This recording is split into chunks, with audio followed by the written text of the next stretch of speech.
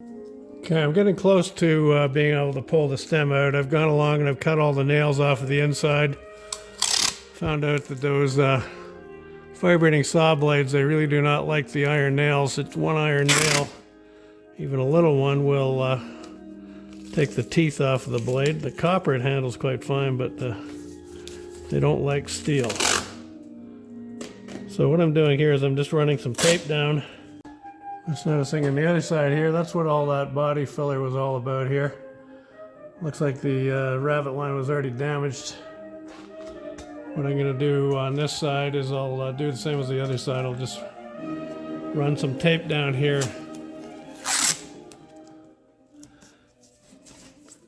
The tape will go to the edge of the planks, and that way I'll have a reference to make the new rabbit line. Okay, that should be good for now.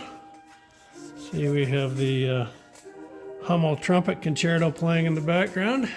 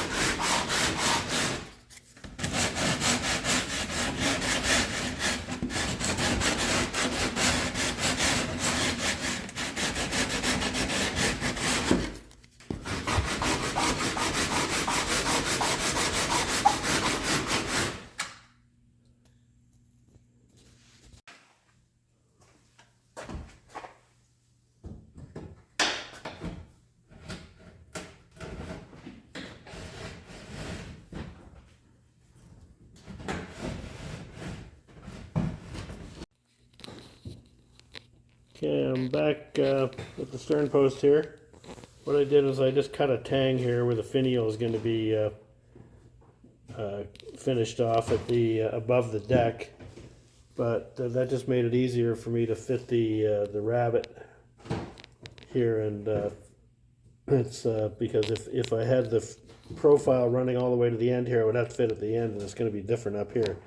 So I'm trying to get it to fit fairly decently here. You can see here I've got a bit of a gap here, but further up here it's tight. So where it's tight, I'm going to relieve it a little bit.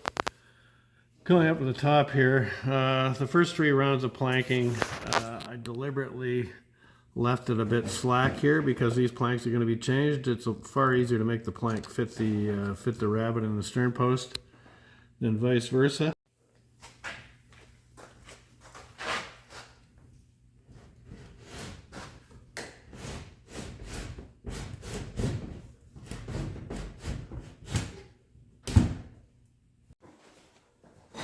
Okay, I've got most of the rabbet fitted on the planks that I'm not anticipating changing yet, but everything is subject to change. Now when I laid out the stem, I deliberately left this taller here and I left that taller here.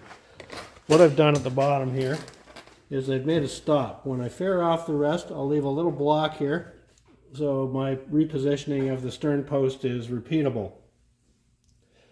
And I will bevel this on the bench, but while it's still square and easy enough to run through the bandsaw, this higher face here, I want to trim this so when I lay the keel on, it's going to line up with the ribs. And there are enough fragments here that I've got a pretty good idea of where it's supposed to be.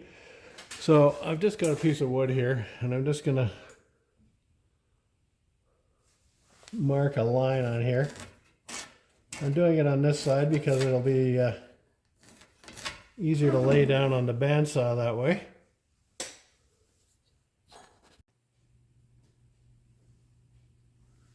Okay, well, it's nice and square on this side. It's going to lay on the bandsaw quite nicely.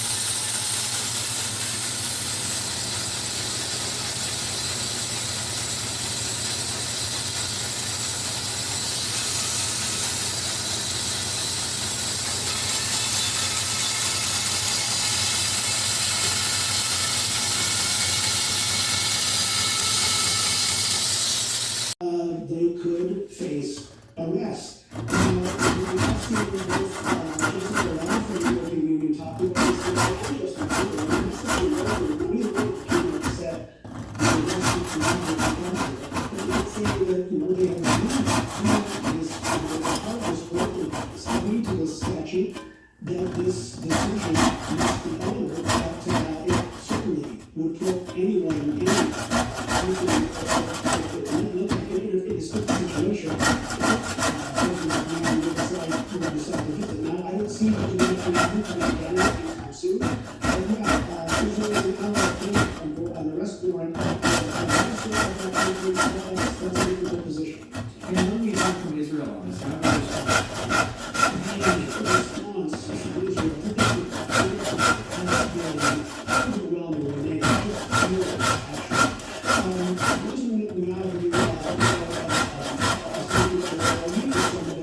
he says, that Israel is word and false actions is Israel has been waging in Gaza. So that's really just an error looking at this. I certainly think that it would bring into question if someone just do this. I guess that would bring into these movements that would bring into question the legitimacy of this court.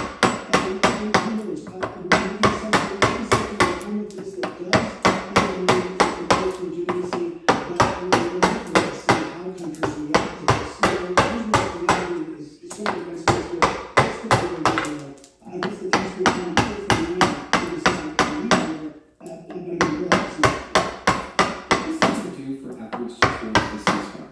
it's hard to say. Everybody to put pressure on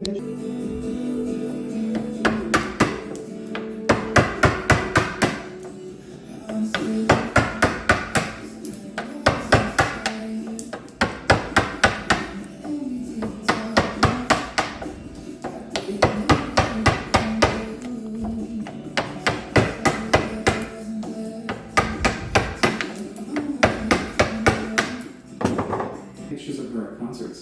Yeah, so my first tour was in 2015.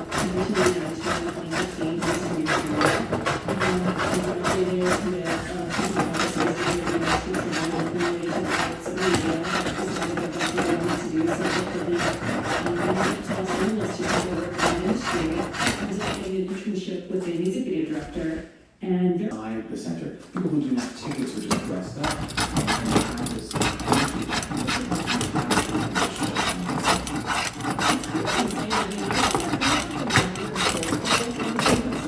to the Taylor Swift and I'm like, what I can tell people is she came here on the reputation for 2018. She got to Washington and you could get this value to get straight from Ticketmaster for $80 for the floor a few days before the show. So that's what I was thinking to myself, like, what happened in the GTA around the world, between 2018 and now this tour in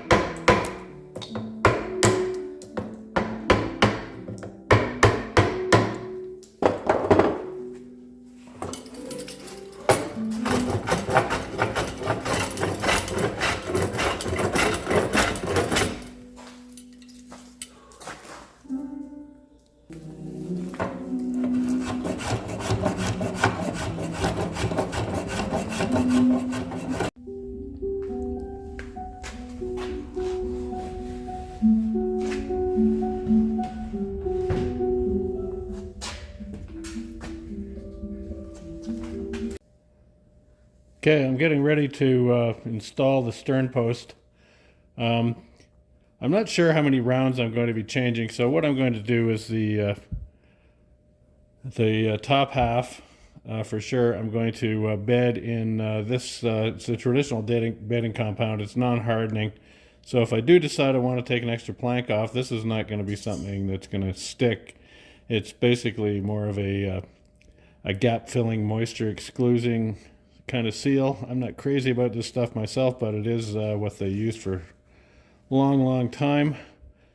But I'm just going to, I've marked where the third round is, so I'm just going to go from the bottom here up to where the third round is, because I know the first, second, and third round are going to be changed, and there I'm going to use a more modern type adhesive sealant there.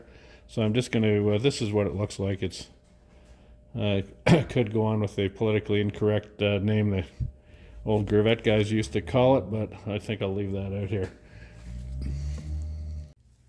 Okay, I'm getting ready to nail the stern post in. I'm pre-drilling the yoke with this drill bit. It's hard to get a shot of this. It's actually a tapered drill bit I just made by spinning it against a grinder wheel because the nails are tapered. And when I get them in, I'm going to be tapping them in with this punch. This punch I made in grade 9 shop class, back in the days when they used to have shop classes in school.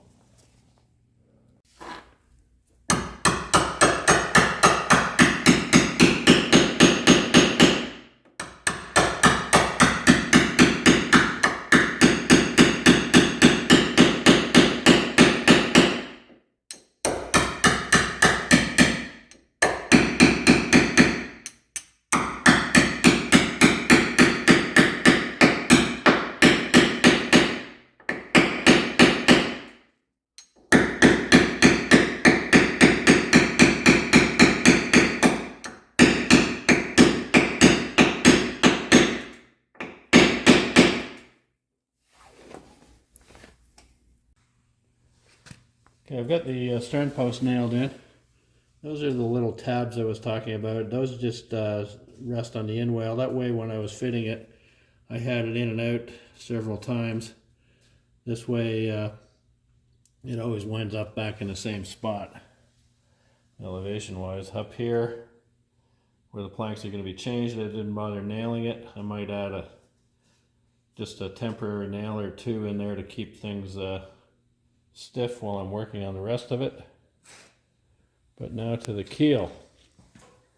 Now I had mentioned earlier about the cypress. This cypress here is old growth cypress.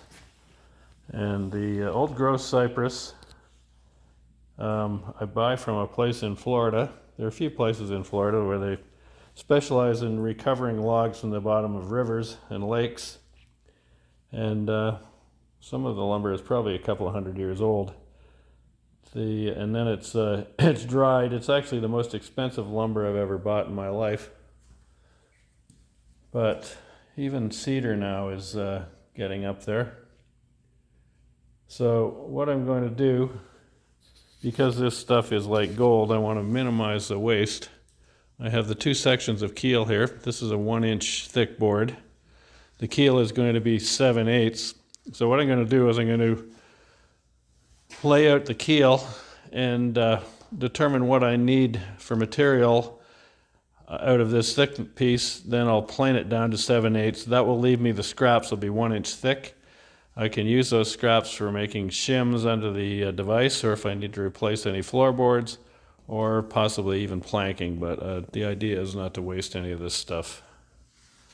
You can tell just by looking at it how rich in golden color it is compared to the anemic white stuff you buy at the lumberyards today.